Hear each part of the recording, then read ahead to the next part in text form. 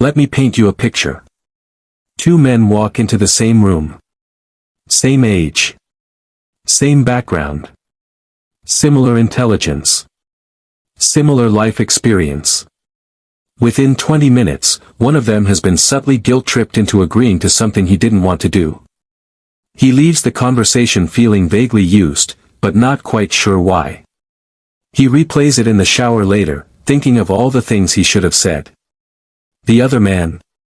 He walked out of that same room with his position intact, his energy undisturbed, and a quiet, unshakable sense of himself that made even the people trying to push him around feel, strangely, more respect for him than when he walked in. Same room. Same pressure. Completely different outcome. What was the difference? It wasn't size. It wasn't aggression. It wasn't arrogance or coldness or some wall he had built around himself to keep the world out. It was something quieter than that. Something deeper. Something that most men are never taught, because the people who benefit from your manipulation would very much prefer you never learn it. Today, we are going to name it. 5 traits. 5 specific, learnable, deeply human qualities that separate the men who get played from the men who simply cannot be. Stay with me. Because by the end of this, you are going to see yourself, and the people around you, very differently. And if this is your first time here, welcome to the Stoic path. Hit that subscribe button right now, because this is exactly the kind of conversation we have here. Every single episode. Let's get into it. Setting the stage, what manipulation actually is. Before we name the traits, we need to get honest about what manipulation actually is. Because most people think of manipulation as something obvious. The con artist. The abusive partner. The cult leader with the hypnotic eyes. But real manipulation, the kind that happens every day, in offices and families and friendships and relationships, is far more subtle than that. Real manipulation is the colleague who frames every request as a favor you owe them. It's the friend who makes you feel guilty for having boundaries.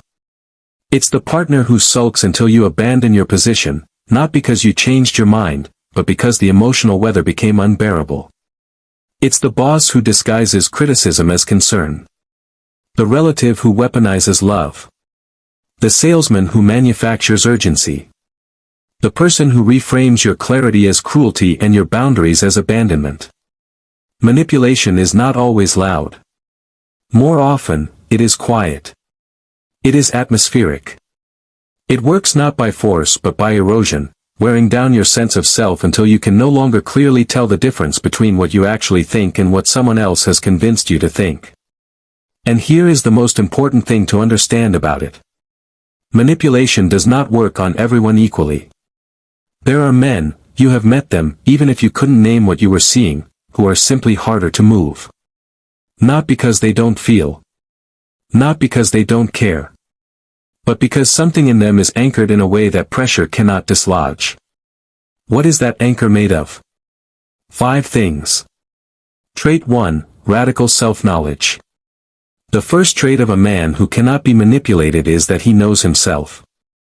Not surface level knows himself. Not, I like football and I'm an introvert, knows himself. I mean he has done the uncomfortable, ongoing work of understanding his own values, his own fears, his own patterns, his own triggers, and because of that work, he is very difficult to deceive. Even by himself. Here is why this matters. Manipulation almost always works by exploiting a gap. A gap between who you think you are and who you actually are. A gap between what you say you value and what you secretly fear. A gap between your stated boundaries and your actual behavior. A skilled manipulator, even an unconscious one, finds those gaps and works them like a lever. But a man who knows himself has closed most of those gaps. Or at the very least, he sees them. And a gap you can see is a gap you can defend. Let me tell you about a man named Solomon. Solomon was a senior manager at a mid-sized company. Respected. Thoughtful. Good at his job. He also had one particular vulnerability that he had never examined, a deep, unspoken fear of being seen as difficult. Of being the person in the room who made things hard. His director knew this, not consciously, but instinctively, the way manipulators often do. And so every time Solomon raised a concern, the director would sigh and say something like, "I just expected more flexibility from you, Solomon. I thought you were a team player." And Solomon, every time, would fold.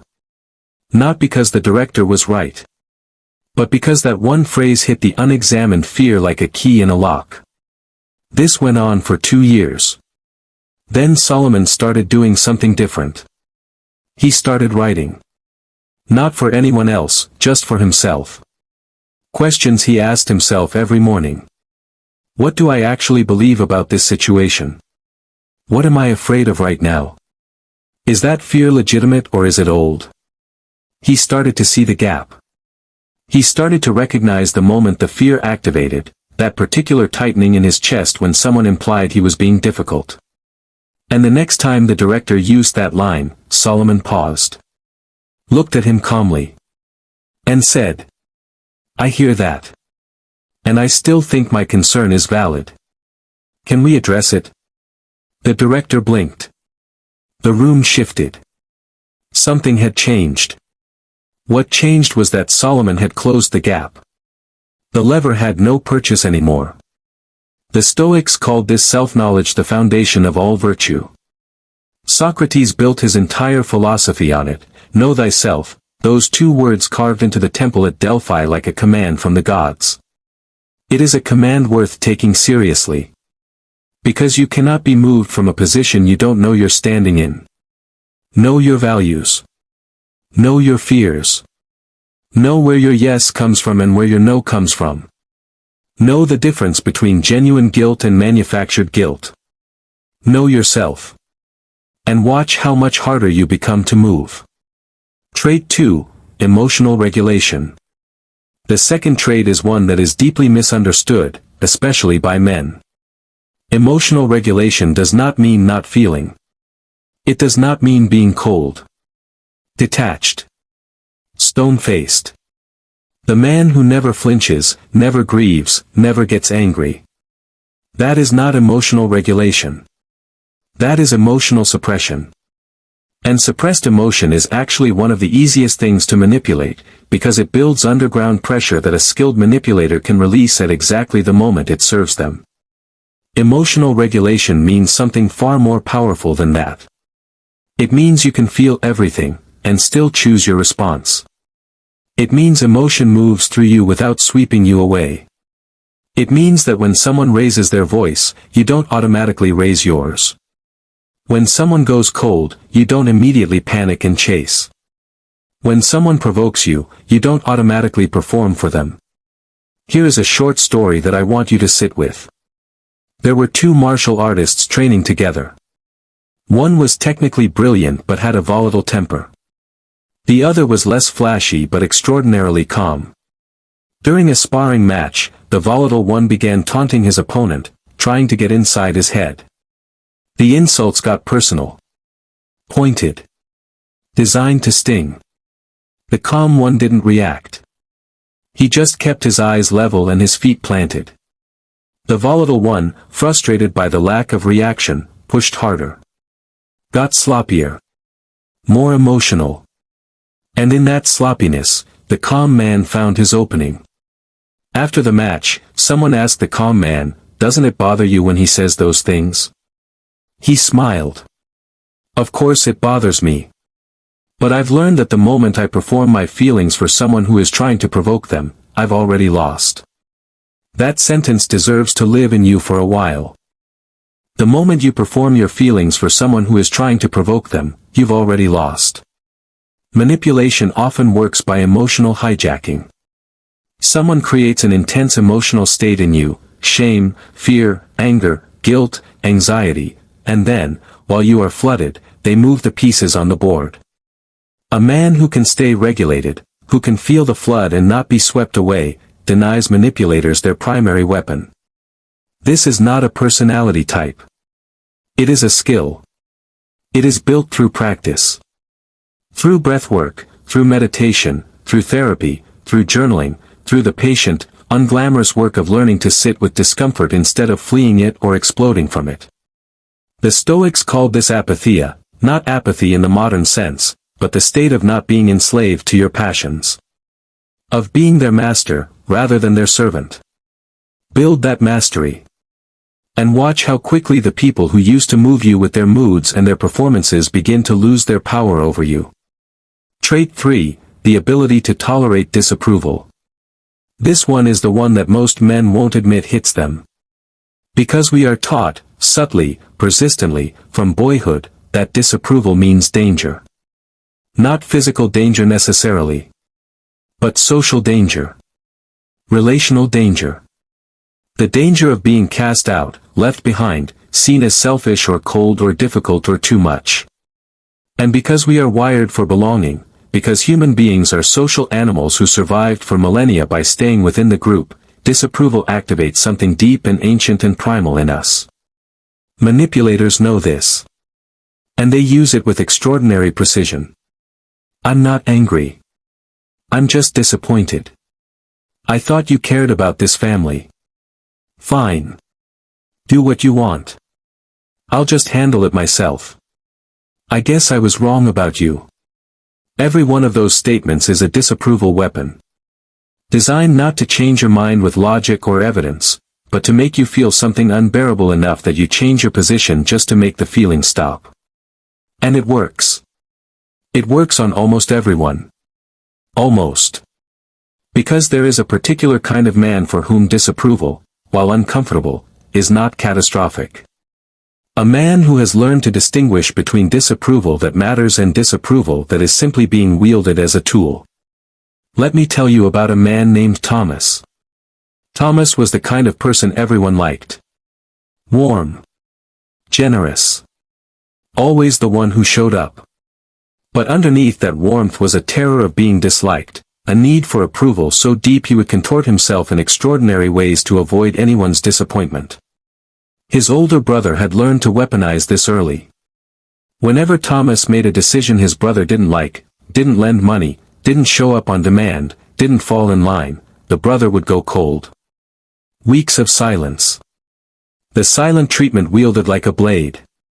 And Thomas would always break first. Would call, apologize, give in, not because his brother was right, but because the silence was unbearable. One day, a mentor said something to Thomas that changed everything. You are letting your brother rent space in your nervous system for free. Every time he goes silent, you pay the bill. What would happen if you just let him be silent?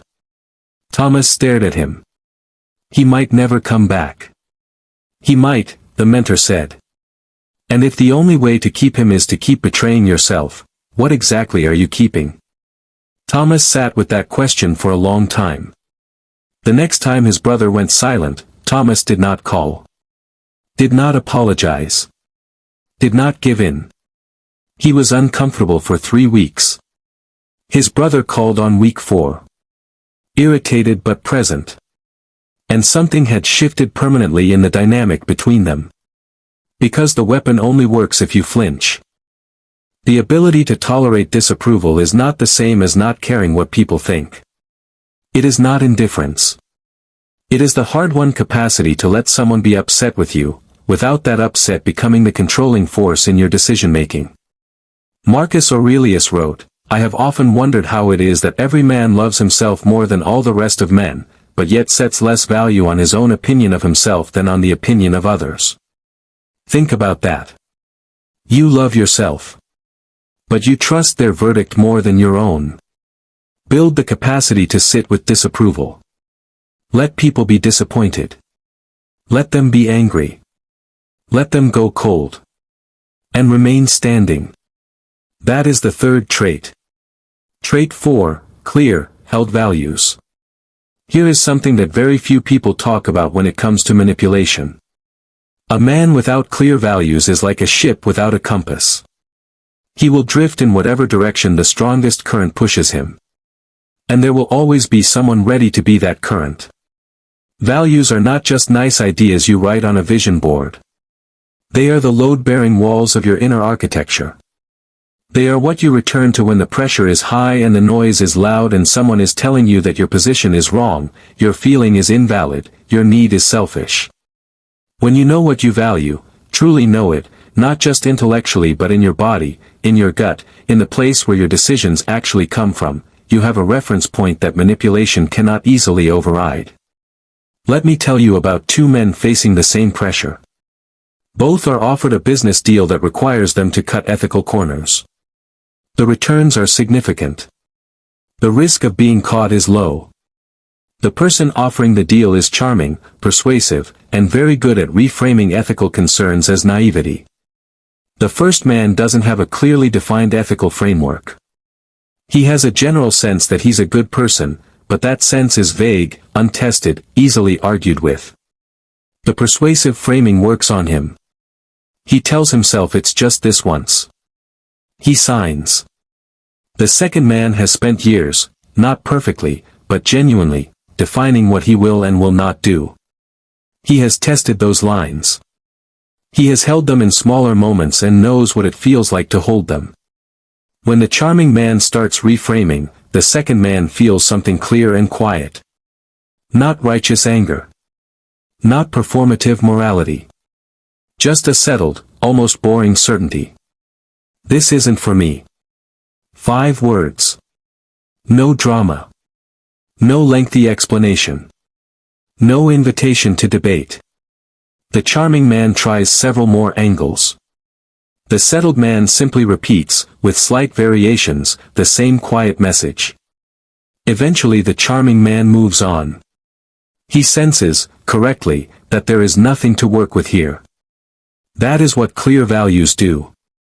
They don't make you rigid or self-righteous. They make you legible, to yourself. And a man who is legible to himself is extraordinarily difficult to gaslight. Gaslighting, one of the most insidious forms of manipulation, works by making you doubt your own perception. That never happened. You're too sensitive. You're imagining things. You're being irrational. It requires that the target be at least partially uncertain about their own inner experience. A man with clear, practiced values, who knows what he felt, why he felt it, and what it means, is very hard to gaslight. Because his inner ground is solid. Epictetus said, first say to yourself what you would be, and then do what you have to do. Know what you would be. Name it. Return to it. Hold it when the pressure comes. That is the 4th trait. We have covered 4 of the 5 traits. Self-knowledge. Emotional regulation. The capacity to tolerate disapproval. And clear, held values. And if you've been listening closely, if you felt yourself in any of these stories, recognized any of these patterns in your own life or in the people around you, then you already sense that we've been building towards something. Because the 5th trait is the one that ties everything together. It is the one that most people never develop. Not because it's beyond them, but because it requires a kind of courage that our culture doesn't often celebrate in men. It is the trait that, once built, makes the other 4 sustainable. Without it, the first 4 can crack under enough pressure. With it, they hold. Permanently. Let's talk about it. Trait 5, the willingness to walk away. The 5th trait of a man who cannot be manipulated is the most powerful, and the most misunderstood, of all. It is the willingness to walk away. Not the threat of walking away. Not the performance of it. Not using departure as a weapon or a bargaining chip. The genuine, settled, internally grounded willingness to leave a situation, a relationship, a deal, a conversation, when it requires you to betray yourself to remain in it. Let that land for a moment. Because this is where most men, even men who have developed the first 4 traits, eventually get caught. They know themselves. They regulate their emotions. They can tolerate disapproval. They have values. But they cannot leave. Because leaving means loss.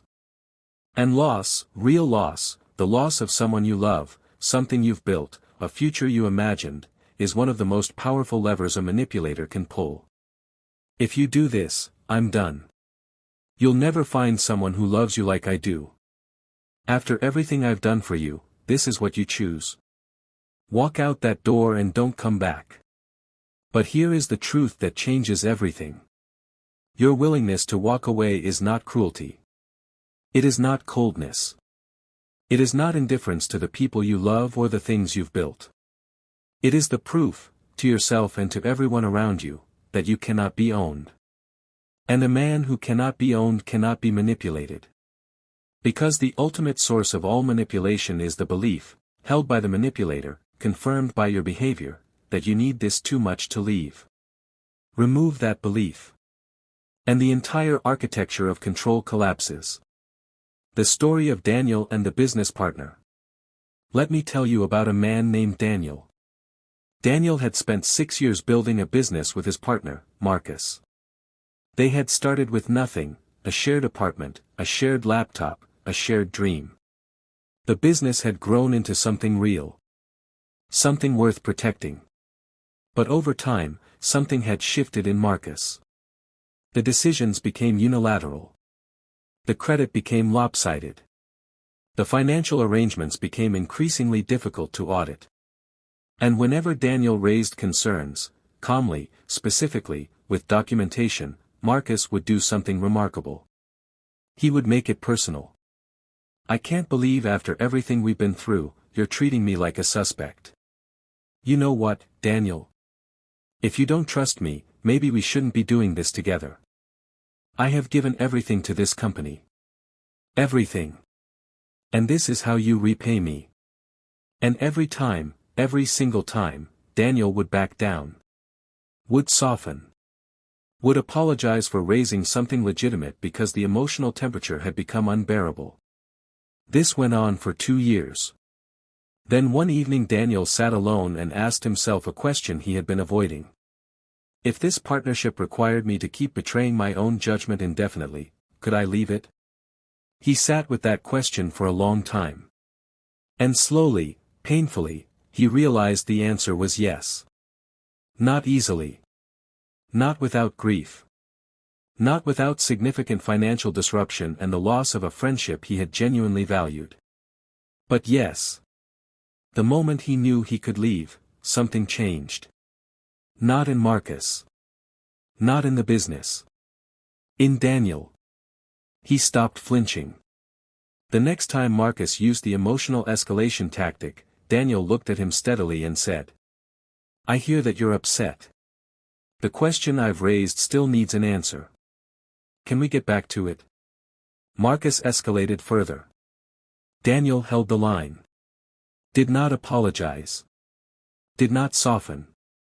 3 conversations later, Marcus, sensing for the first time that the usual tools were not working, actually engaged with the substance.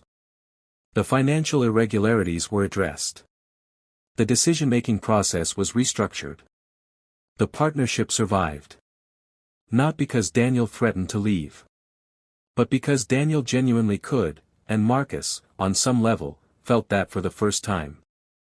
The willingness to walk away changed the entire dynamic. Without a word about leaving being spoken. That is the power of the 5th trait. Why most men never develop this. Now let's be honest about why this trait is so rare. Because it requires something most of us were never taught to make peace with. It requires a tolerance for loss. Our entire culture, our upbringing, our relationships, our media, our religion in many cases, teaches us that leaving is failure. That staying is loyalty. That enduring is strength. And sometimes those things are true. But they are weaponized against us when they become unconditional. When staying becomes mandatory regardless of what the staying costs you. When endurance becomes indistinguishable from self-erasure. A man who has not made peace with loss will do almost anything to avoid it. He will accept terms that diminish him. He will apologize for things he did not do. He will shrink himself into whatever shape the relationship or the situation demands, because the alternative, in his nervous system, feels like annihilation. The man who has made peace with loss removes that weapon permanently.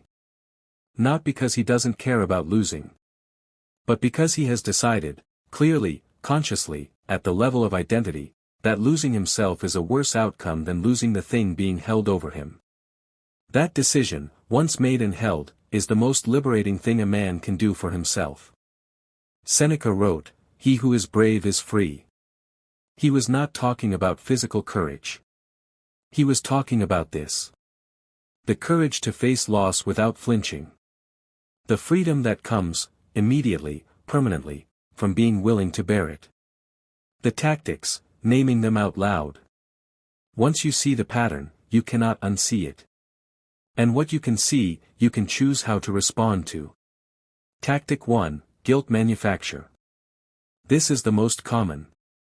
It works by implying, sometimes subtly, sometimes overtly, that your boundary, your decision, or your position has caused harm to someone who did not deserve it. The manufactured guilt says, if you were a good person, you would not have done this. The defense is to ask yourself one honest question: did I actually do something wrong? Or am I being made to feel like I did in order to change my behavior? Those are very different things. Learn to tell them apart. Tactic 2, Moving the goalposts. This one is insidious. You meet the standard. They raise it. You meet the new standard. They raise it again. Nothing you do is ever quite enough. There is always one more thing. One more proof of loyalty. One more demonstration of commitment required. This tactic works by keeping you in a permanent state of striving, always slightly behind, always slightly indebted, always feeling like you owe something you haven't quite delivered yet. The defense is to name it out loud. I notice that when I meet what you've asked for, the ask changes. Help me understand what enough actually looks like. Most manipulators cannot answer that question. Because the answer, if they were honest, is that enough is whenever they decide it is. Which means never. Tactic 3, Reality Distortion. Also known as gaslighting. This tactic works by making you doubt your own perception of events. That never happened. You're too sensitive. You're remembering it wrong. You're being paranoid. The defense, as we talked about in Trait 4, is anchored values and self-knowledge. A man who knows what he felt, saw, and experienced, and trusts that knowledge, is very hard to gaslight. Keep records if necessary. Not out of paranoia, out of clarity. Trust your own experience. You were there. Tactic 4, Triangulation. This is where a third party is introduced, real or implied, to create insecurity or competition. Everyone thinks you're overreacting. My ex never had a problem with this. Even your friends think you're being unreasonable. The purpose is to make you feel isolated in your position. Like the problem is uniquely yours. Like the consensus of reasonable people is against you. The defense is to go back to your own inner reference point. Not arrogantly, you should always be genuinely open to feedback. But feedback and weaponized social proof are different things. Ask yourself, is this person bringing me genuine perspective? Or are they using an unnamed, unverifiable consensus to destabilize me? Tactic 5, Love Bombing followed by withdrawal. This one is slower and more devastating. It operates over time. In the early stages, of a relationship, a friendship, a business partnership, the manipulator makes you feel extraordinarily seen, valued, chosen. The attention is intense. The affirmation is constant. Then, gradually, it is withdrawn. Replaced by silence, coldness, disappointment. And you, conditioned now to that initial high, spend enormous energy trying to get back to it. That effort. That striving. That longing. That is the control mechanism. The defense is to notice the pattern over time. Intensity at the beginning is not automatically a good sign. It can be genuine. It can also be a setup. Pay attention to consistency over time more than intensity in the moment. Character reveals itself slowly. Trust what you see over months, not what you felt in the first weeks. The integration, when all five work together. Now I want you to see something. These five traits are not separate. They are a system. And when they work together, when a man has developed all five, even imperfectly, something remarkable happens. He becomes, in the truest sense of the word, free. Not free from difficulty. Not free from pain or loss or conflict. Life does not offer that freedom to anyone. But free from the particular kind of suffering that comes from being controlled by other people's needs, moods, threats, and manipulations. Free to be honest, because he is not dependent on approval. Free to hold his ground, because he is not terrified of disapproval. Free to love generously, because his love is not driven by fear of abandonment. Free to do good work, because his sense of self is not contingent on other people's validation. Free to walk away from what diminishes him, because he has made peace with loss. That is the man. The fully integrated version of these five traits. And I want to be clear, this is not a destination you arrive at. It is not a box you tick. It is a direction you choose. A practice you return to daily. Some days you will hold the line beautifully. Some days the old patterns will pull you under and you will not realize it until you are already in the current. That is not failure. That is being human. What matters is that you return. That you choose the direction again. That you do the patient, unglamorous, deeply worthwhile work of becoming a man who cannot be moved by pressure, only by truth, evidence, and genuine love. The daily practice. So let's make this concrete. Because transformation without practice is just inspiration. And inspiration without action fades by morning. Here are 5 daily practices, one for each trait. Simple. Sustainable. Cumulative. For self-knowledge, spend 5 minutes every morning asking, what do I actually believe today? What am I afraid of? Is that fear legitimate or is it old? Write it down if you can. The act of writing forces clarity that thinking alone cannot produce. For emotional regulation, when you feel the flood coming, the anger, the shame, the anxiety, practice the pause. 3 breaths before any response. Not to suppress. To create the gap between stimulus and response that Viktor Frankl wrote about. 5 seconds of pause has changed the outcome of more conversations than any clever argument ever has. For tolerating disapproval, practice small doses of it deliberately.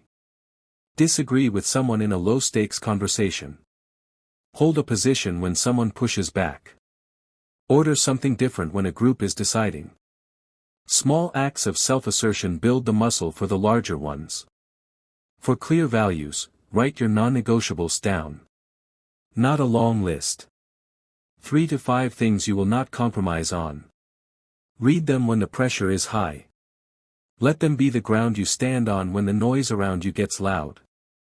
For the willingness to walk away, ask yourself regularly, am I here because I choose to be, or because I am afraid to leave?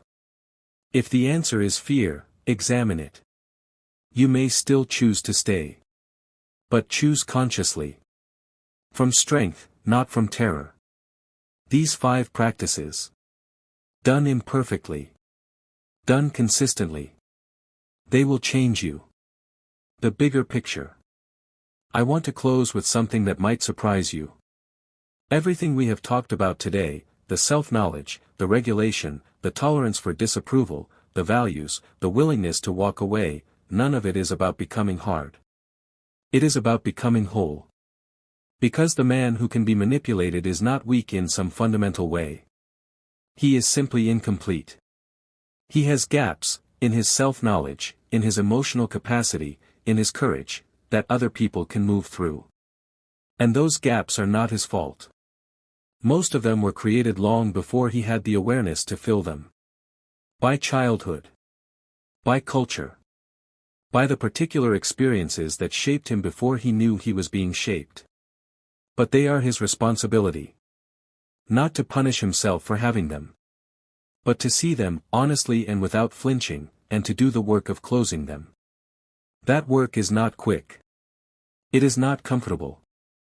It will not make you universally liked. In fact, as you develop these traits, some people in your life will become uncomfortable with the new version of you. Some will push back. Some will call you cold or distant or difficult.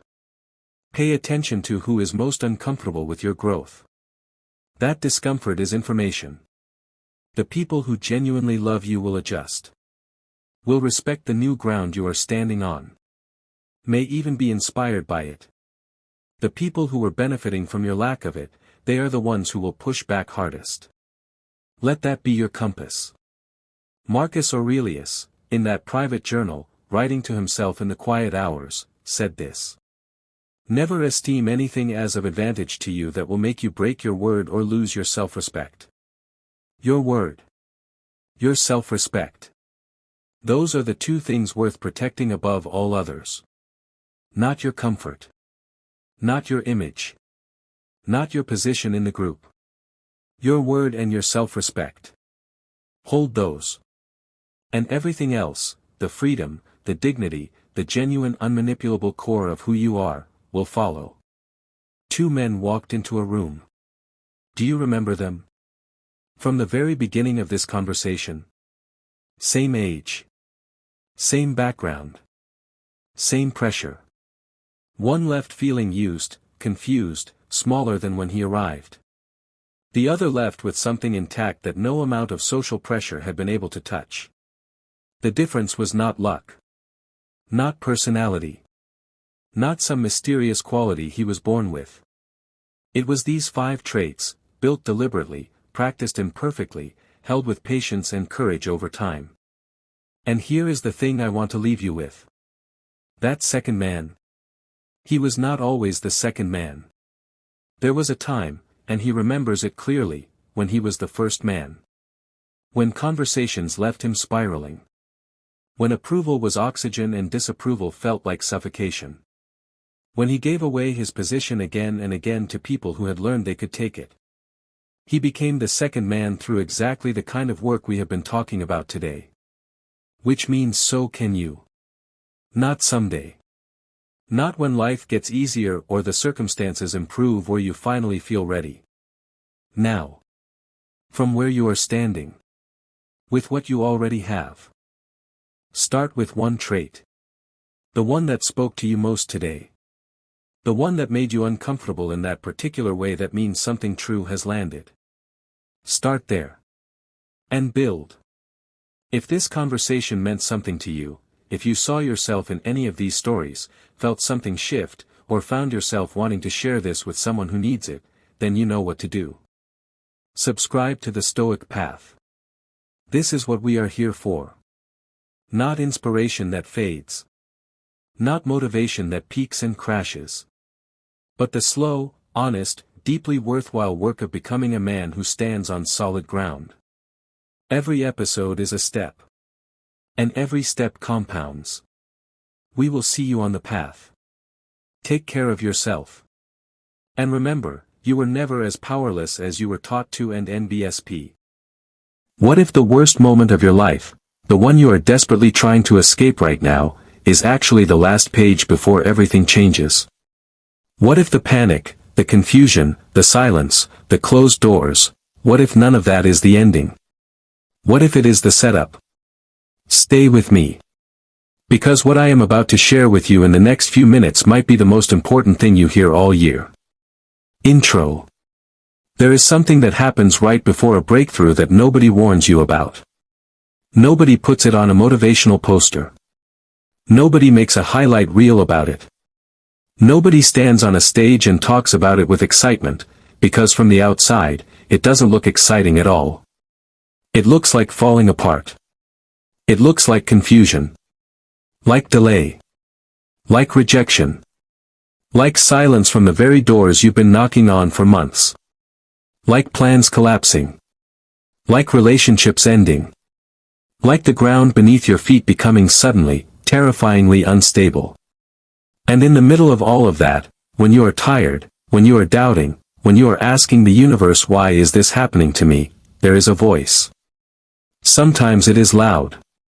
Sometimes it is a quiet, persistent whisper. And that voice says one word.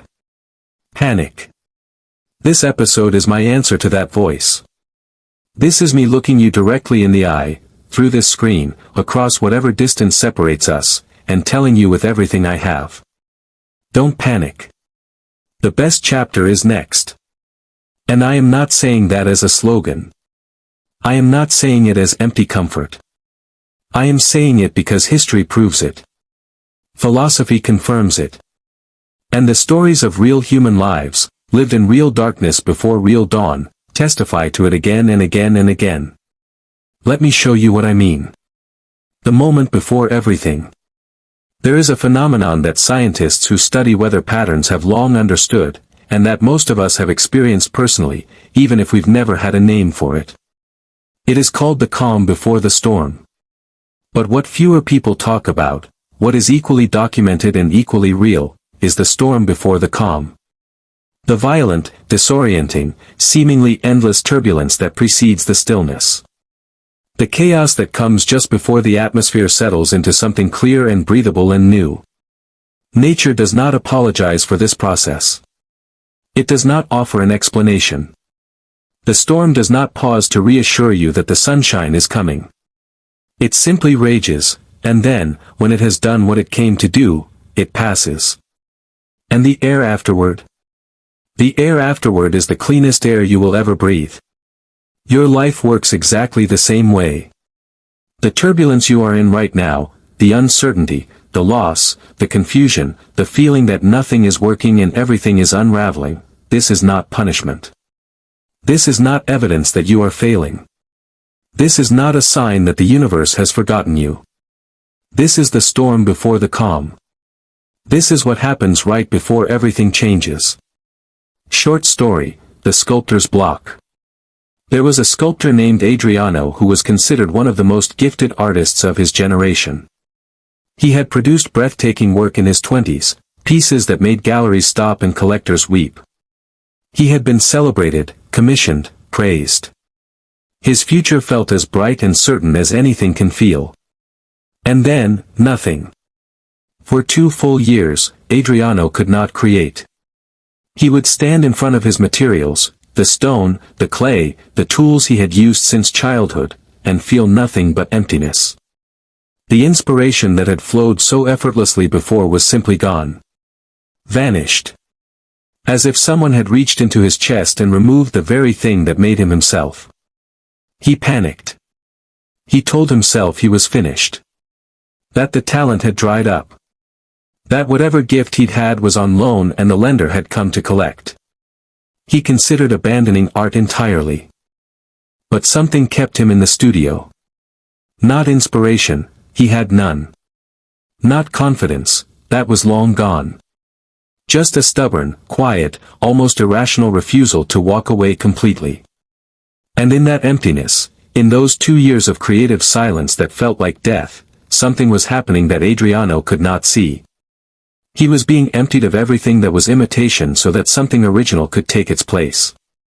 He was being stripped of the techniques he had borrowed, the styles he had copied, the influences that had shaped him, so that what was purely, authentically, irreducibly his could finally emerge. When the work came back, and it came back like a flood, it was unlike anything he had produced before. It was deeper. More honest. More powerful. Critics who had admired his early work were stunned by what they called a complete artistic transformation. Adriano called it something else. He called it the gift of the empty years. Because without the silence, there would have been no voice. Without the emptiness, there would have been no room for what was meant to come. And here is what I want you to take from Adriano's story. Your silence is not your ending. Your emptiness is not your verdict. It is the studio being prepared for your greatest work. The philosophy of the difficult season. The Stoics had a phrase, per aspera ad astra. Through hardship to the stars. It was not a passive statement. It was not a comforting platitude offered to make suffering feel prettier than it is.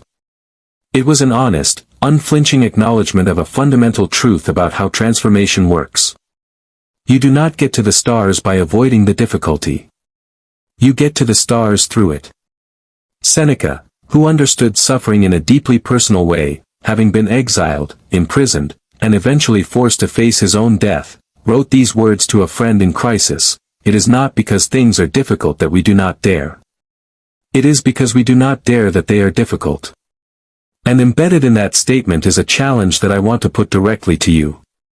The most dangerous response to a difficult season is not the difficulty itself. It is the panic. Because panic does something specific and devastating to the human mind. It narrows the field of vision.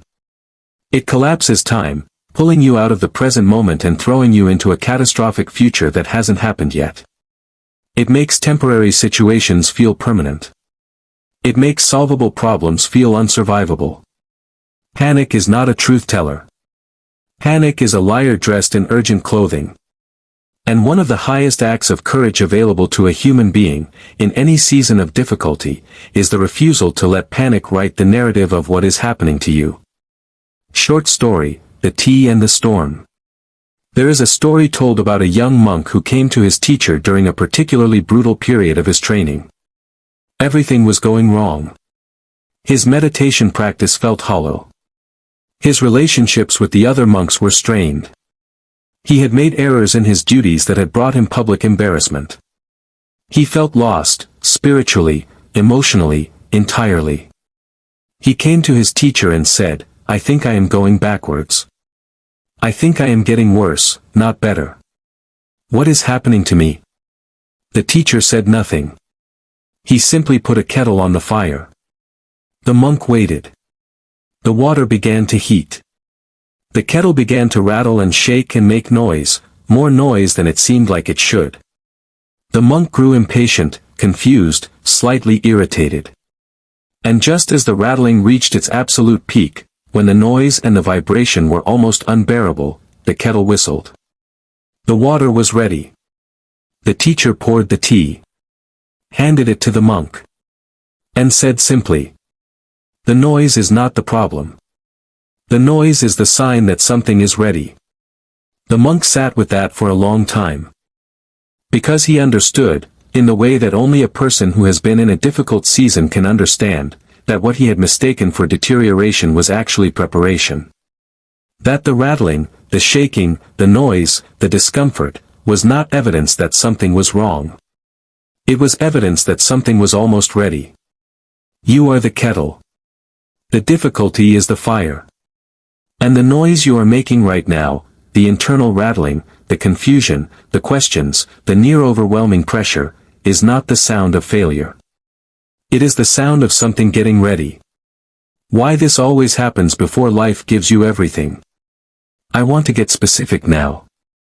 Because I don't want this to feel like spiritual poetry that sounds beautiful but doesn't actually help you navigate Monday morning.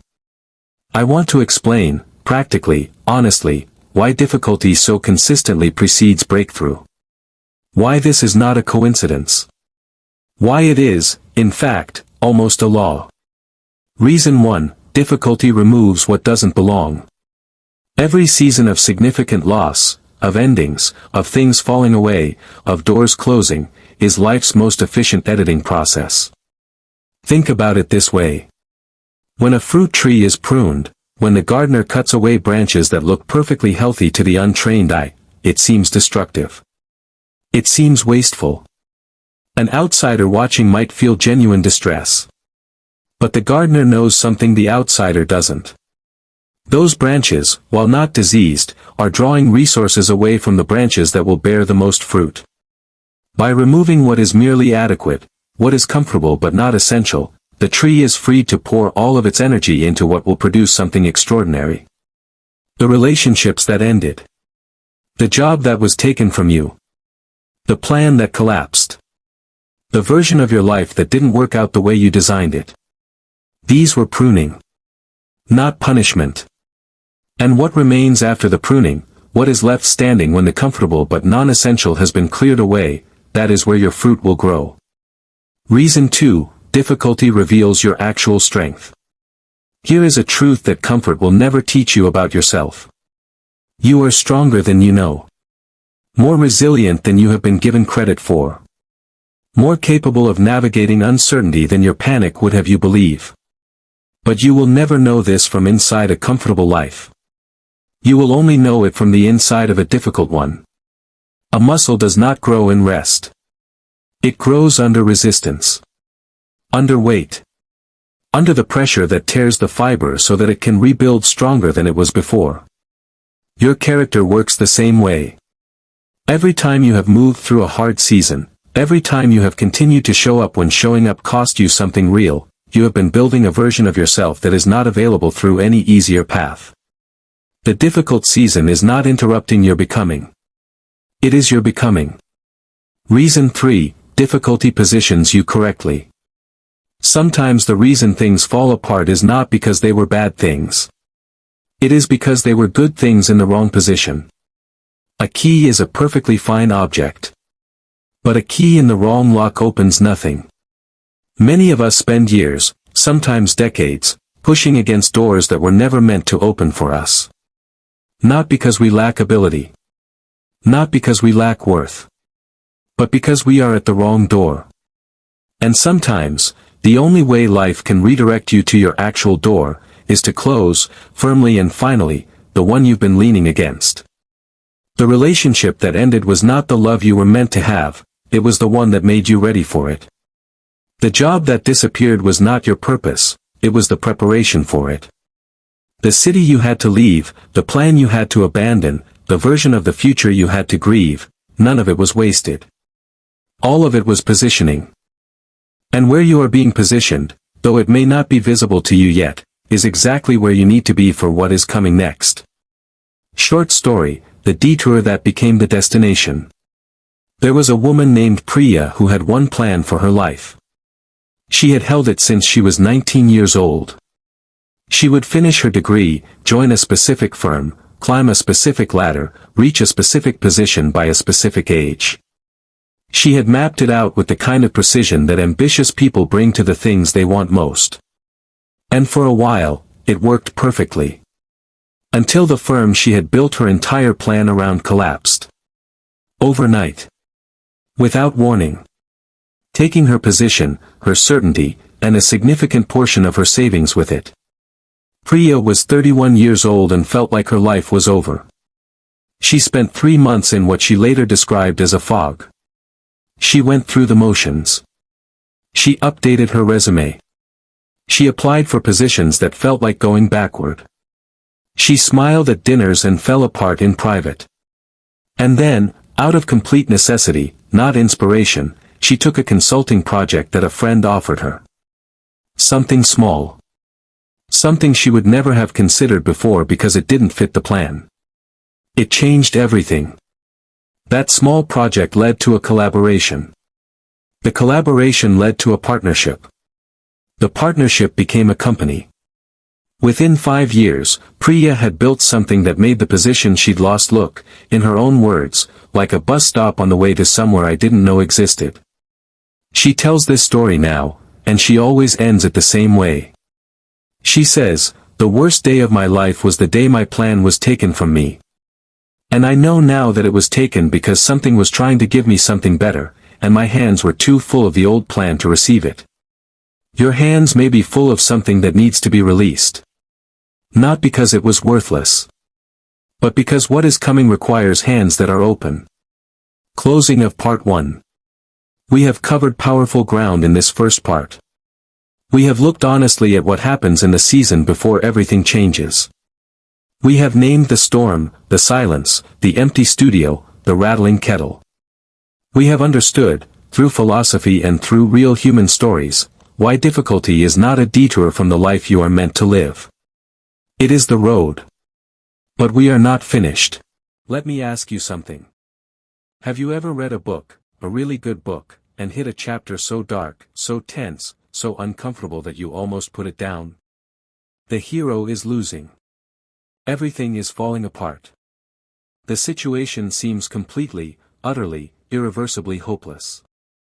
And then you turn the page. And everything changes. Not because the difficulty wasn't real. It was real. But because the difficulty was never the end of the story. It was the turning point. It was the chapter that made the next one make sense. You are in that chapter right now. And I need you to keep reading. The danger of stopping too soon. There is a story about a gold miner named Darby that has been told and retold for nearly a century, because it carries one of the most important lessons a human being can learn. Darby had heard about gold in the hills. He packed his life, gathered his tools, and went to find his fortune. And for a while, it seemed like the decision of a genius. He struck a vein of gold almost immediately. Rich, promising, extraordinary. He mined it with everything he had. And then, the vein disappeared. Just like that. Gone. As if the earth had swallowed it. Darby kept digging. Days passed. Weeks passed. Nothing. The gold was gone and he was exhausted, and the cost of continuing felt greater than the possibility of reward. So he stopped. He sold his equipment to a junkman for a fraction of what it was worth and went home defeated. The junkman, curious about the mine, called in an engineer to take a look. The engineer examined the shaft and made a calculation that stopped everything. 3 feet. 3 feet from where Darby had stopped digging, the vein picked up again. Richer than before. More gold than Darby had found in all his previous mining combined. 3 feet. Darby had stopped 3 feet from everything he had been digging for. And I want you to sit with that. Really sit with it. Because how many of us have stopped 3 feet from our breakthrough? How many prayers went unanswered for what felt like forever, and we walked away one conversation, one day, one decision before the answer arrived? How many dreams were abandoned 3 feet from the moment they would have become real? The most dangerous moment in any difficult season is not the beginning of the hardship. It is the moment right before the turn. Because that moment, the moment of maximum pressure, maximum doubt, maximum exhaustion, that moment feels indistinguishable from failure. But it is not failure. It is the final test before the door opens. Don't stop digging. What to do in the waiting? Now I want to give you something practical. Something you can use today, not someday, not when conditions improve, not when you feel better. Today. Because one of the greatest mistakes people make in a difficult season is believing that the waiting is passive. That there is nothing to do but endure.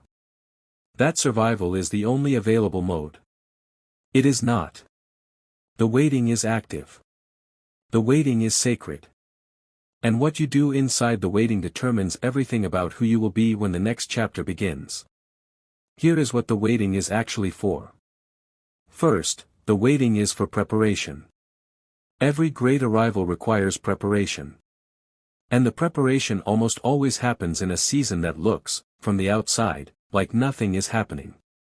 Think about an actor before opening night. The audience sees the performance, the lights, the applause, the seemingly effortless brilliance.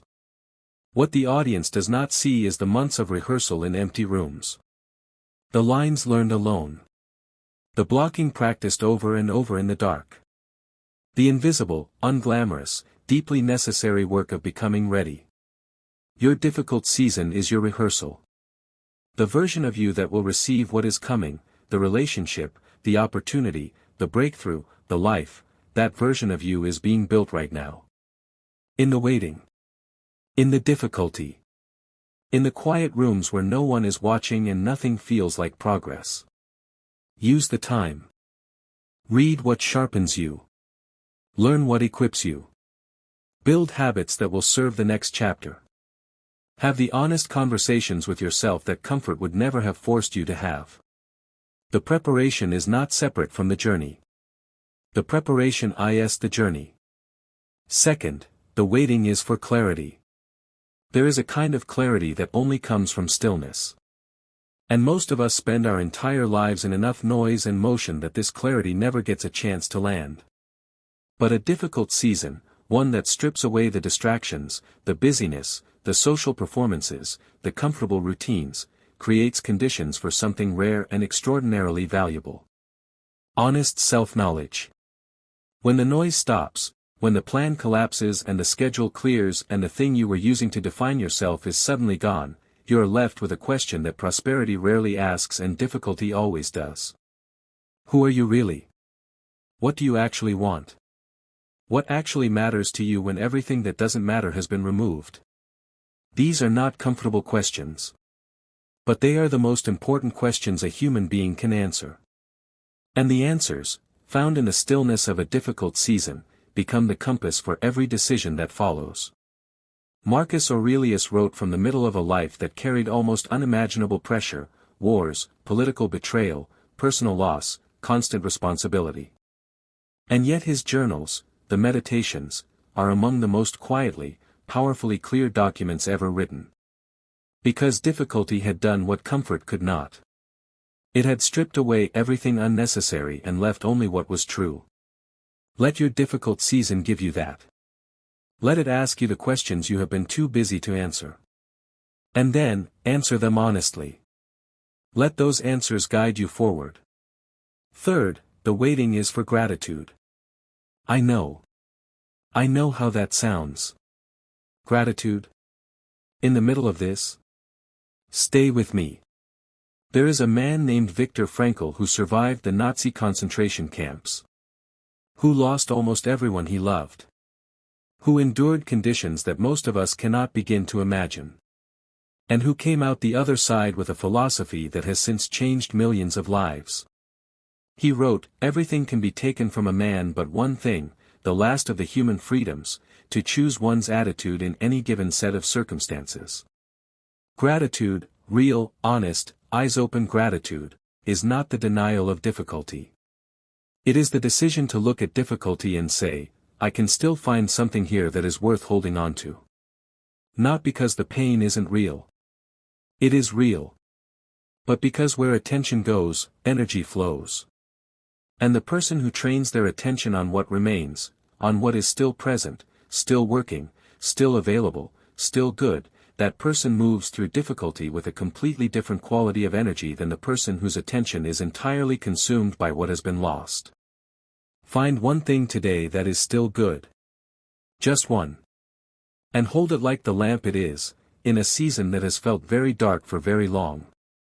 Short story, The Farmer and the Rain. There was a farmer who had worked the same land for 40 years. He knew that land the way a man knows the face of someone he loves. Every slope. Every season. Every tendency of the soil.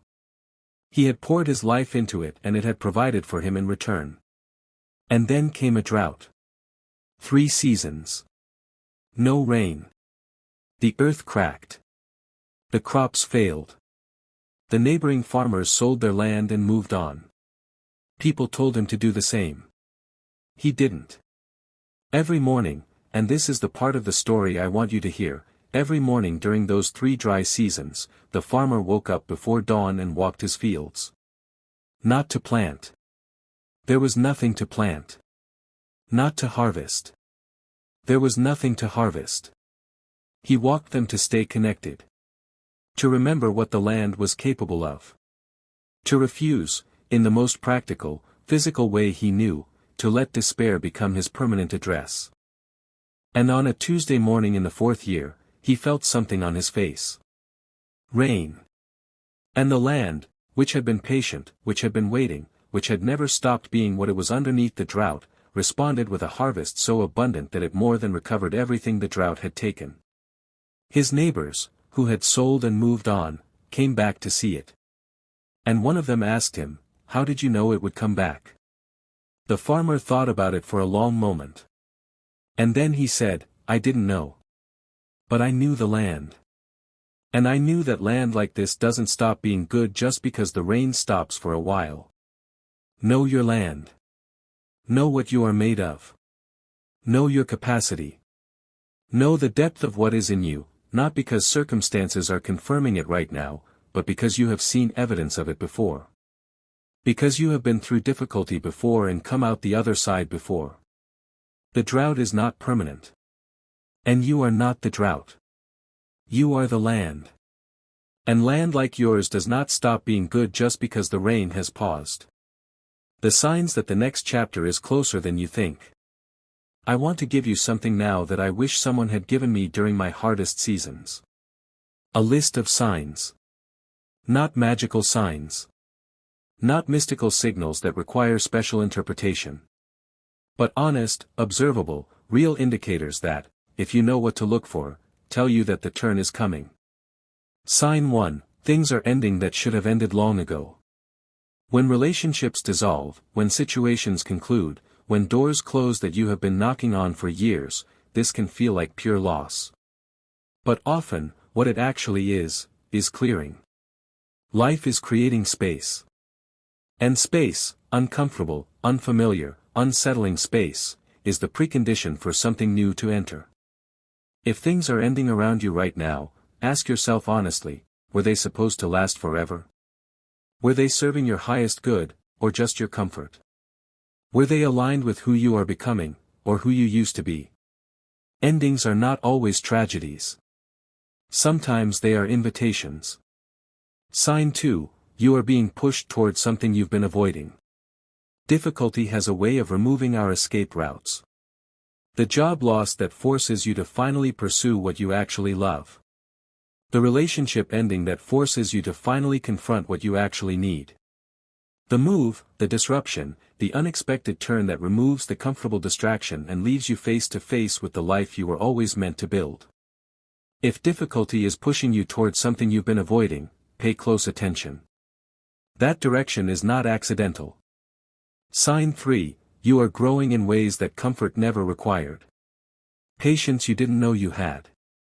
Empathy that came from your own suffering. Strength that only revealed itself under pressure. Perspective that could only have been earned through loss. If you are becoming someone you could not have become in easier circumstances, the difficult season is working. You are not falling behind. You are being built. Sign 4, small things are beginning to shift. Before a breakthrough arrives fully, it sends signals. Small ones. Easy to miss if you're not paying attention. An unexpected conversation. A door that opens slightly, not all the way, just enough to let in a little light. An opportunity that seems minor but feels significant. A shift in your own energy, a morning where the weight feels fractionally lighter than the morning before. Do not dismiss these signals.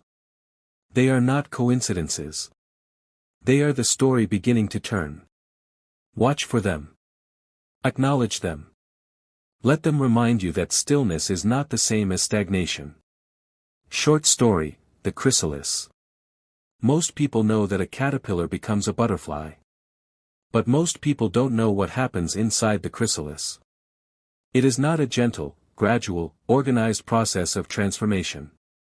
What actually happens inside that shell is something far more dramatic and far more instructive. The caterpillar, quite literally, dissolves. Its body breaks down almost entirely into what scientists call imaginal cells, undifferentiated biological material that holds the blueprint for what the creature will become. In the middle of the process, if you were to open the material of the old one, the butterfly is being assembled from what the caterpillar was willing to give up. And here is what I want you to understand. If you are in the chrysalis right now, if you feel dissolved, unrecognizable to yourself, caught between who you were and who you are becoming, you are not failing. You are transforming. And the form you will take when you emerge, the life, the clarity, the capacity, the version of yourself that is being assembled from everything this season has asked you to give up, will be more extraordinary than anything the old form could have produced. Don't open the chrysalis too soon. Trust the process that you cannot see.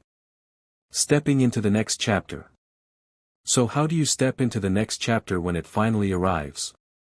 Not with desperation. Not with the frantic, grasping energy of someone who has been waiting too long and is afraid it might be taken away. With readiness. Quiet, grounded, unshakable readiness. The Stoics spoke of a concept called eudaimonia, often translated as happiness, but more accurately understood as flourishing. The full, rich, deeply aligned expression of a human life lived in accordance with its highest nature. Eudaimonia is not something that happens to you. It is something you step into, deliberately, consciously, with the full weight of everything you have learned and survived and become. The next chapter is not going to hand you everything on a plate and ask nothing of you in return. It is going to require the version of you that this season has been building. The version who knows what they want because difficulty forced the question. The version who knows their own strength because hardship revealed it. The version who has learned, at significant cost, what they will no longer settle for and what they will no longer give away. That version of you, the one being forged right now in the fire of this difficult season, is exactly who the next chapter needs. And the next chapter is closer than you think. A final word, don't panic. I want to come back to where we started. Don't panic. Not because there is nothing hard about what you are facing. There is. Not because the difficulty isn't real. It is real. Not because the waiting isn't painful. It is painful. But because panic is the only response that actually guarantees the breakthrough doesn't come. Panic makes you stop 3 feet from the gold. Panic makes you sell the land before the rain. Panic makes you open the chrysalis before the butterfly is ready. Panic makes you put down the book 1 page before everything changes. The Stoics did not practice panic. They practiced presence. The deliberate, disciplined, courageous choice to remain in the current moment, not catastrophizing the future, not drowning in the past, but fully, faithfully present to what is available right now. What is available right now is this. Your breath. Your mind. Your ability to choose your next thought and your next action. The small, real, entirely yours opportunity to do one thing today that is aligned with who you are becoming. That is enough. That is more than enough. Because every great life, every story of transformation, of breakthrough, of a human being stepping into everything they were meant to be, started with someone in exactly your position making exactly that choice. One breath. One step. One faithful, unpanicked decision to keep going. The best chapter is next. It has always been next. And you, with everything this season has given you, with everything it has cost you, with everything it has built inside you that you cannot yet fully see, you are ready for it. Turn the page. Call to action, subscribe to the Stoic Path. Before I let you go, I need to ask you something. If this conversation reached something real inside of you today, if something in part 1 or part 2 made you pause, made you think, made you feel seen in the middle of a season that has felt very lonely, then I want you to do one thing. Subscribe to the Stoic Path. Right now. Before the feeling fades. Before the next distraction arrives. Before you tell yourself you'll do it later. Do it now. Because this is what we do here. Every single week. We come to this space and we have the conversations that most people are too comfortable, or too uncomfortable, to have. We go deep. We go honest. We bring the ancient wisdom of the Stoics into the real, messy, beautiful, difficult landscape of actual human lives. And we do it together. That is the Stoic Path. And if you found your way here today, it was not by accident. Subscribe. Share. Because this community is not just a channel. It is a conversation. And your voice belongs in it. This is the Stoic Path. Don't panic. The best chapter is next. And I will see you in it. They were here yesterday. Laughing. Present. Engaged. And then, nothing. No explanation. No dramatic exit. No goodbye post. No farewell speech. They just disappeared. And everybody had something to say about it. Did you hear? She went completely silent. He stopped showing up. Nobody knows why. I think something's wrong with her. But here is what nobody around them understood. Nothing was wrong. Everything was finally going right. Opening. There is a particular kind of strength that the world will never applaud while it is being built. It doesn't trend. It doesn't post.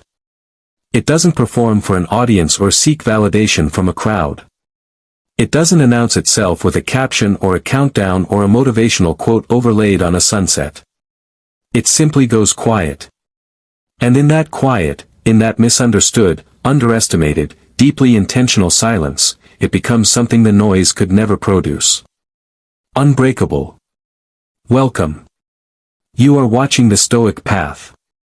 And today we are talking about one of the most powerful and least understood moves that the strongest human beings make, not just once, but repeatedly, at every major turning point in their lives. They disappear. Not because they are broken. Not because they have given up. Not because the world defeated them.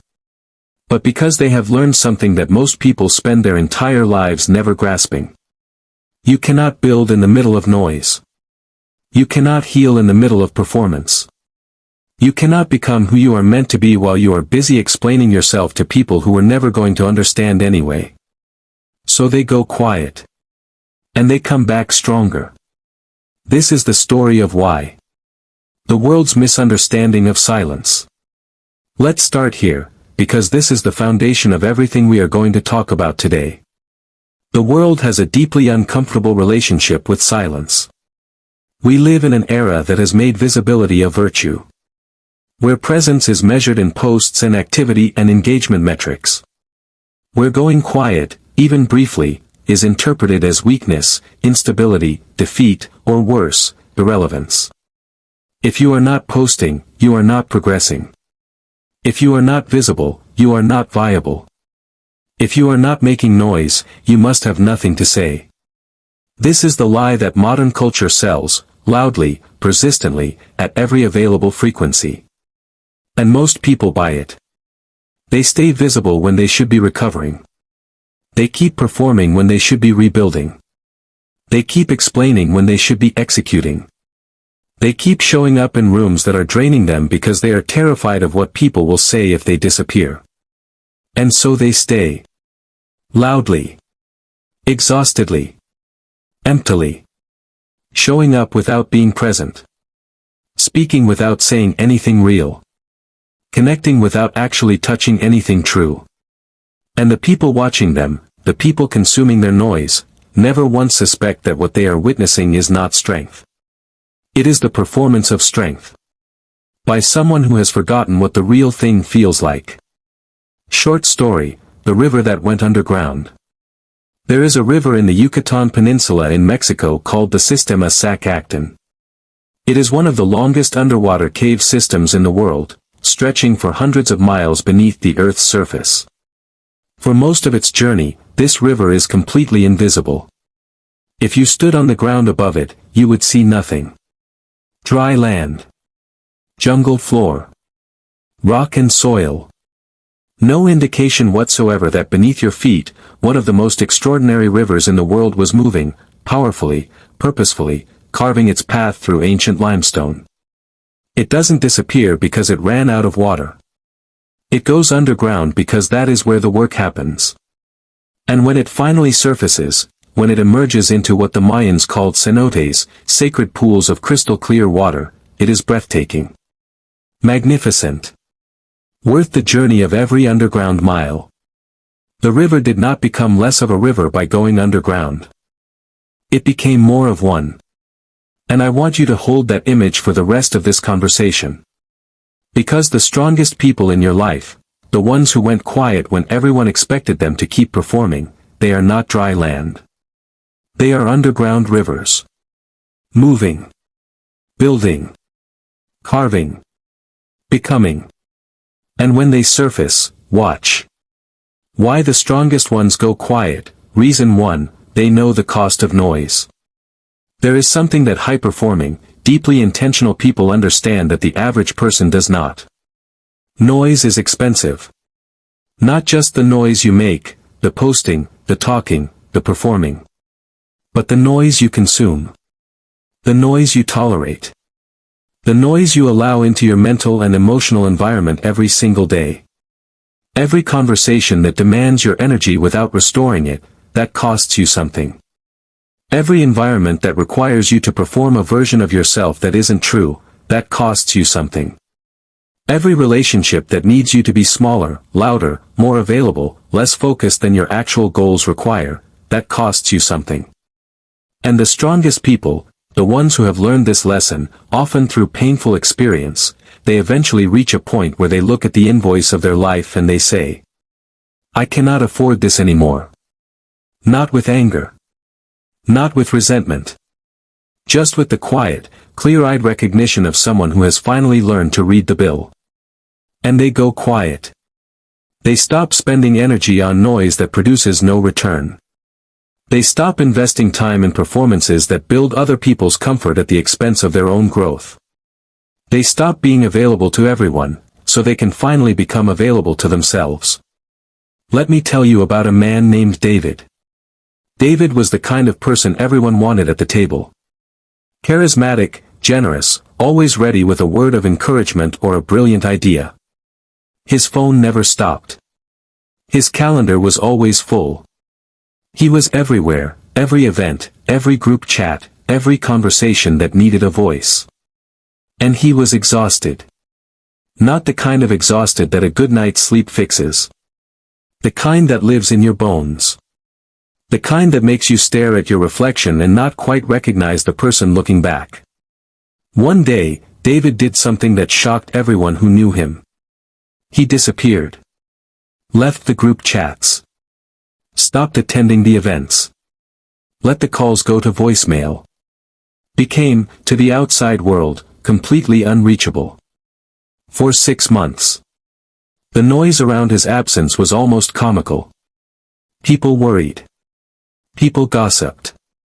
People took it personally. People assumed the worst. But David was not suffering. David was reading. Thinking. Rebuilding a business model he'd been too busy to refine. Sleeping. Exercising. Remembering what his own voice sounded like without the chorus of everyone else's expectations drowning it out. 6 months later, David came back. And the person who came back was not the same person who left. That person had been running on empty, performing strength he didn't have, giving energy he couldn't afford. The person who came back had reserves. Deep, quiet, unshakable reserves. That is what silence builds. Why the strongest ones go quiet. Reason 2, silence is where identity is recovered. Here is a question I want you to sit with for a moment. Who are you when no one is watching? Not who you perform to be. Not the version of you that shows up for the audience, the followers, the colleagues, the family members who have strong opinions about your choices. Who are you when the stage is empty? This is one of the most important questions a human being can ask. And it is almost impossible to answer honestly in the middle of noise. Because noise, social noise, relational noise, the constant input and demand and stimulation of a hyperconnected world, noise tells you who to be. Constantly. Loudly. From every direction simultaneously. Be this. Look like that. Want these things. Fear those things. Value this. Perform that. And after years of living inside that noise, years of absorbing, adapting, adjusting, accommodating, many people wake up one day and realize they have no idea who they actually are beneath all of it. They know their roles. Their titles. Their reputations. Their carefully curated public personas. But themselves? There is a strange, echoing silence where that knowledge should be. The Stoics had a name for this authentic core. Marcus Aurelius called it the inner citadel, the unassailable, irreducible self that exists beneath all the roles and performances and adaptive behaviors. And the inner citadel, he taught, can only be accessed in stillness. Not in the middle of the crowd. Not in the noise of other people's opinions. Not while you are performing. In stillness. In silence. In the brave, uncomfortable, deeply necessary act of withdrawing from the noise long enough to hear your own voice again. Short story, The Sculptor's Block. There was a sculptor, a brilliant one, who became so consumed by commissions, by deadlines, by the demands of clients and galleries and critics, that she stopped hearing the work. Every sculptor knows what it means to hear the work. That intuitive, almost spiritual communication between the artist and the material, the sense that the form already exists inside the stone and the artist's job is simply to find it. She had stopped hearing it. She was producing. She was delivering. By every external measure, she was succeeding. But internally, in the place where the real art lived, there was nothing but static. So she did something radical. She closed the studio. Turned away the commissions. Unplugged the phone. Told her gallery she needed time. For 3 months, she did not sculpt a single thing. She walked. She read. She sat in silence for hours at a time, doing nothing that could be measured or evaluated or praised. People thought she was finished. Burned out. Done. And then, in the 4th month, she walked back into the studio. She picked up her tools. And she heard the work again. What she produced in the following year became the most celebrated work of her career. Not because she had learned new techniques or acquired new skills. But because she had gone quiet long enough to remember why she started. Silence did not end her artistry. It saved it. The Stoic principle behind the disappearance. I want to bring the philosophy in here, because the Stoic framework illuminates this truth with extraordinary precision. The Stoics practiced something called anachoresis, a deliberate withdrawal from the external world for the purpose of internal cultivation. This was not escapism. It was not avoidance. It was a disciplined, intentional practice of turning the attention inward, away from the noise, the opinion, the demand of the external, and returning to the governing center of the self.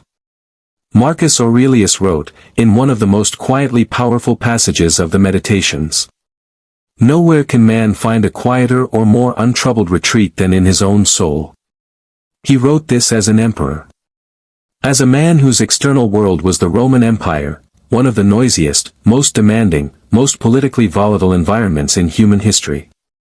And yet he knew, with absolute conviction, that the most important place he could go was inward.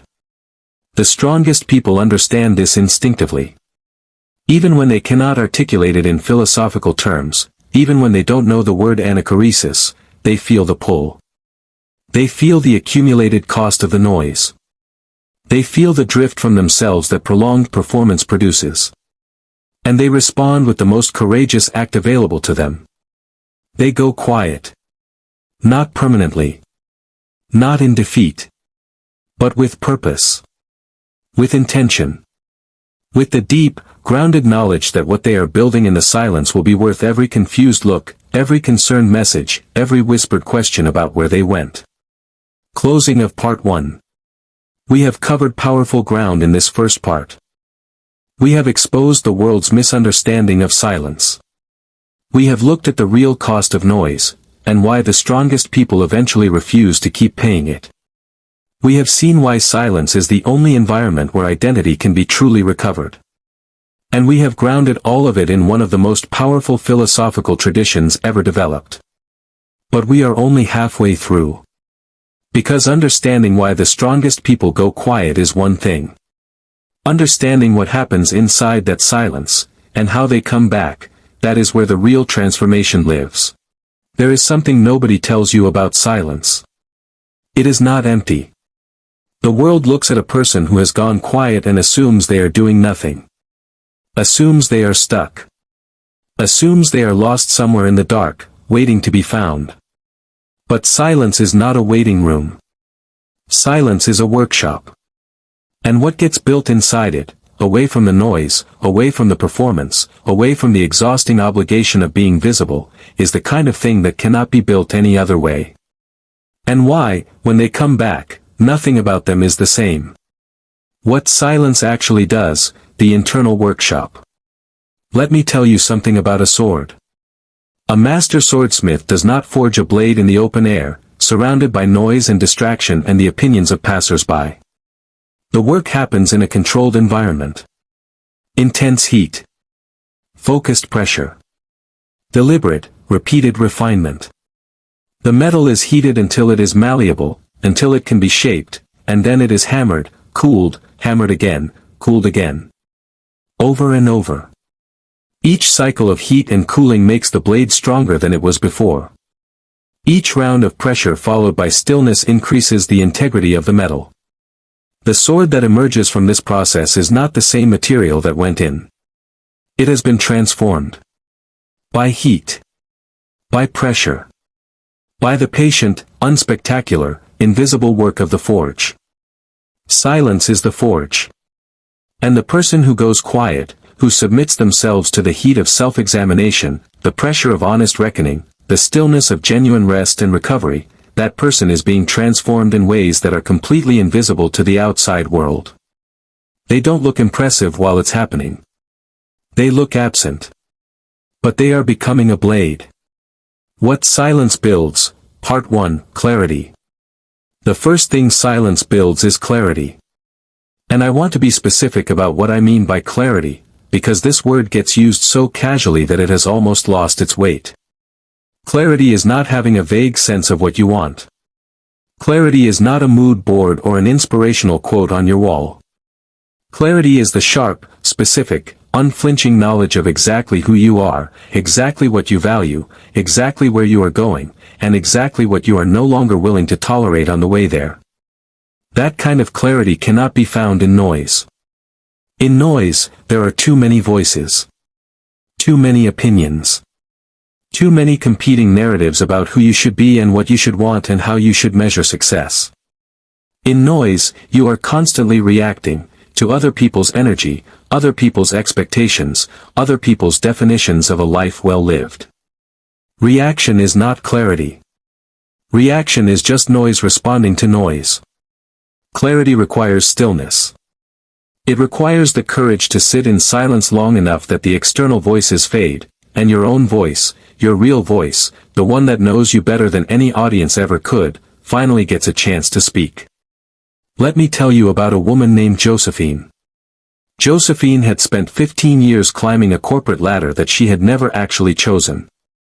She had fallen into the industry by accident, succeeded in it by talent, and stayed in it by inertia. Every promotion felt like proof she was on the right path. Every salary increase silenced the quiet voice that kept asking, "But is this actually what you want?" Then the company downsized. Josephine lost her position overnight. And for the first time in 15 years, she had silence. Involuntary at first. Terrifying. She filled it desperately with job applications, networking calls, frantic activity designed to restore the noise as quickly as possible. But then, slowly, she stopped. She let the silence come. And in that silence, the question she had been drowning out for 15 years finally got loud enough to demand an answer. "What do you actually want, Josephine?" The answer that came back shocked her. It was not another corporate position. It was not a bigger title or a better salary package. It was something she had loved at 22 and walked away from because it didn't seem serious enough, practical enough, impressive enough. She wanted to teach. 6 months later, Josephine was in a classroom. Not making anywhere near her previous salary. Not carrying a title that impressed anyone at dinner parties. But every morning, for the first time in 15 years, she woke up and wanted to go to work. The silence didn't give her that answer. The answer was always there. The silence just finally made it possible to hear it. That is what clarity does. And clarity is only ever found in the quiet. What silence builds, Part 2, Discipline. The second thing that silence builds is discipline. And again, I want to be precise. Because discipline is one of the most misunderstood words in the vocabulary of personal development. Discipline is not punishment. Discipline is not the white-knuckled, teeth-gritted, force-yourself-through-it energy that most people associate with the word. Real discipline, Stoic discipline, is the quiet, consistent, unsexy practice of doing what you said you would do, when you said you would do it, regardless of how you feel in the moment. It is not dramatic. It is not impressive to watch. It is not the kind of thing that generates applause. It is just, done. Every day. Whether or not anyone is watching. Whether or not anyone will ever know. Whether or not it feels good or hard or somewhere painfully in between. And here is the thing about silence that most people miss. Silence is where discipline is born. Because when you remove the noise, when you step away from the audience, the performance, the external validation, the only motivation left is internal. You can no longer do things for the applause. There is no applause. You can no longer show up for the approval. There is no one watching to approve. All that is left is you. And your commitment. And the choice, made quietly and repeatedly, to keep going anyway. This is where real discipline is forged. Not in public. Not on a stage. Not in a post that documents your journey for an admiring audience. In the private, unwitnessed, unglamorous hours of a life lived in intentional silence. There is a man I want to tell you about. His name was James. James had tried to build a business 3 times. 3 times he had launched with energy and enthusiasm and the encouraging noise of people around him who believed in him. 3 times he had fizzled, not because the idea was wrong, but because when the initial excitement faded and the real, unglamorous work began, he found he had built his momentum on external fuel. Applause. Encouragement. Other people's belief. And when that fuel ran out, as external fuel always does, he had nothing left to run on. The 4th time, James did something different. He told nobody. No announcement. No launch post. No accountability partners. No audience. He just began. Quietly. Alone. In the early hours of the morning before anyone else was awake, doing the work that needed doing with no one watching and no one cheering. For 8 months, James worked in complete silence. And when he finally emerged, when the business was built solidly enough that it no longer needed the protection of secrecy, what he had was not just a functioning enterprise. He had something more valuable than that. He had proven to himself that he could do it without the noise. That the discipline was his. Internal. Portable. Unshakable. Not borrowed from anyone else's belief in him. His. That is what silence builds. What silence builds, Part 3, Power. The 3rd thing silence builds is power. Not power over others. The Stoics had no interest in that kind of power, the brittle, insecure, domination-based power that crumbles the moment it is challenged. I am talking about personal power. The deep, settled, unperformative authority of a person who knows exactly who they are, and cannot be talked out of it. This is the rarest kind of power in the world. And it is built almost exclusively in silence. Here is why. When you are in the noise, constantly visible, constantly reactive, constantly shaped by the input of your environment, your sense of self is perpetually negotiated. You are always, on some level, adjusting who you are based on what the room requires. What the audience responds to. What keeps the peace. What earns the approval. This is not weakness. It is human. We are social creatures and we are wired for belonging. But when belonging comes at the cost of authenticity, when you are so thoroughly shaped by external input that you lose track of the internal signal, you become, in a very real sense, powerless. Not because anyone took your power. But because you cannot access what you cannot locate. And you cannot locate yourself in the middle of noise. Silence gives you back your signal. It strips away the external definitions, the borrowed identities, the adaptive performances, and returns you to the raw, unmediated truth of who you actually are. And a person who knows who they actually are, who has sat alone with that truth long enough to stop being afraid of it, that person carries something in them that the noise cannot touch. They cannot be easily manipulated. Because they know their own values too well to be confused about them. They cannot be easily intimidated. Because they have already faced the most challenging presence in their life, themselves, and come out the other side. They cannot be easily diminished.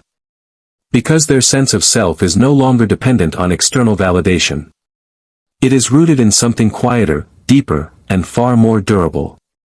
That is power. And it only comes from the silence. Short story, the bamboo returns. You remember the bamboo from our earlier conversation on this channel. For years underground. Building roots nobody could see. And then, 90 feet in 6 weeks. I want to come back to that image now. Because it captures something essential about the return from silence. When the strongest people come back, after the months of quiet, after the withdrawal from the noise, after the unsexy, invisible, forge work of the silence, they do not come back the same. They come back with roots. Deep, sprawling, unshakable roots that were built in the dark, underground, away from every eye that might have tried to prune them prematurely. And the growth that follows, the clarity in their decisions, the discipline in their execution, the power in their presence, seems sudden to everyone watching. It is not sudden. It is the inevitable result of roots that were growing all along. When you see someone come back from silence and seem transformed, do not be fooled into thinking it happened overnight. It happened in the dark. It happened in the quiet.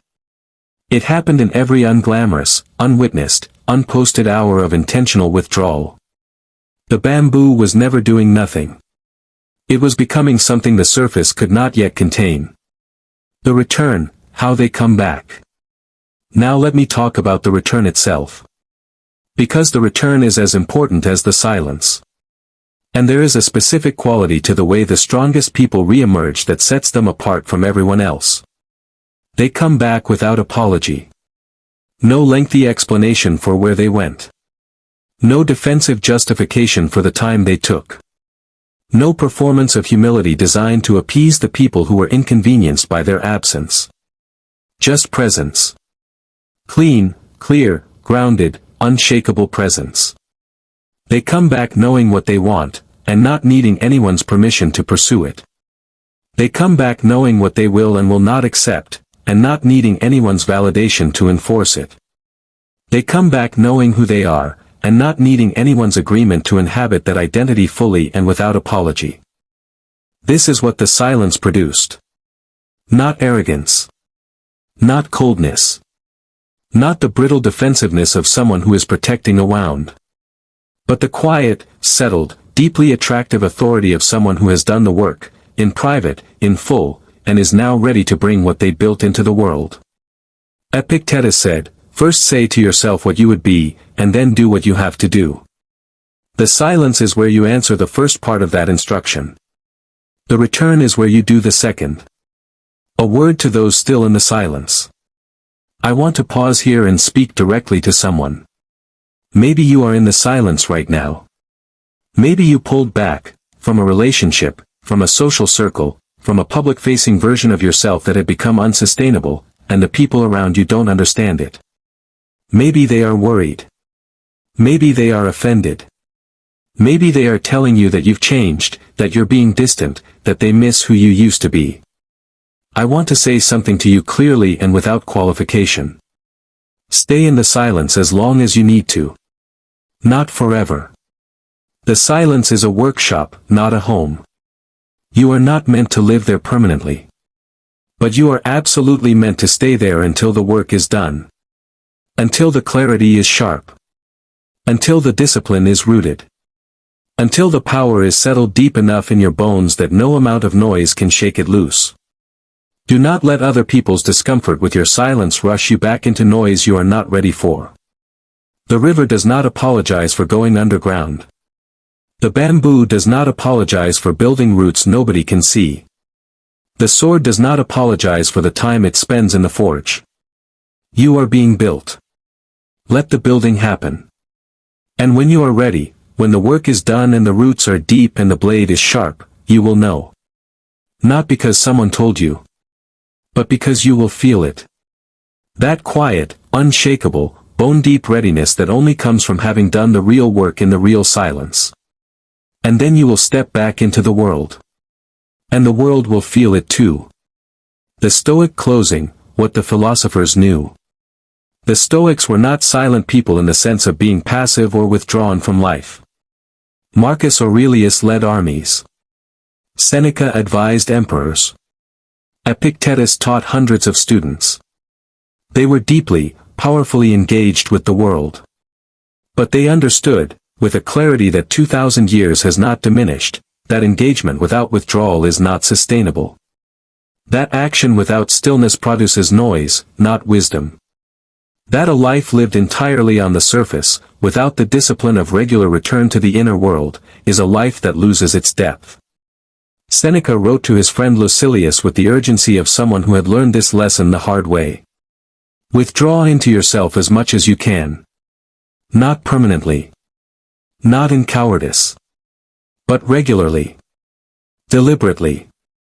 As a practice of maintenance for the most important thing you own. Your inner life. Your clarity. Your discipline. Your power. Your authentic, irreducible, unperformable self. Withdraw. Rebuild. Return. Withdraw. Rebuild. Return. Go quiet. Come back stronger. And then, when the noise begins to cost too much again, go quiet once more. This is not weakness on a loop. This is mastery in practice. Final reflection. The next time someone in your life goes quiet, before you worry, before you take it personally, before you add your voice to the chorus of concern and confusion, consider the possibility that what you are witnessing is not a breakdown. It is a forge. Consider the possibility that the person who disappeared is not lost. They are underground, building roots that will one day produce growth that takes your breath away. Consider the possibility that the silence is not an ending. It is the most important beginning they have ever had the courage to choose. And if it is you, if you are the one standing at the edge of the silence, afraid to step into it because of what people might say or think or assume, step in anyway. The workshop is waiting. The blade needs forging. The roots need depth. And the world, your world, needs the version of you that only silence can build. Go quiet. Do the work. Come back stronger. Call to action, subscribe to the Stoic Path. If this conversation moved something in you, if something in part 1 or part 2 landed in a place that needed to be reached, then you already know that this channel is different. We don't do surface here. We don't do empty inspiration or recycled motivational noise. We go deep. We go honest.